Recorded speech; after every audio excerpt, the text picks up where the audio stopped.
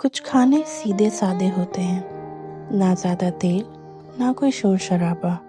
जैसे आलू बैंगन, रोज़ बनने वाली एक आम सी सब्जी, लेकिन सही हाथों में यही आम कभी कभी कमाल कर जाता है। हल्का सा क्रिस्प आलू, बैंगन जो टूट कर नहीं पिघल कर मिलता है रोटी में, और ऊपर से वो सूखा मसाला जो जुबान पे रुकता नहीं दिल में बस जाता है।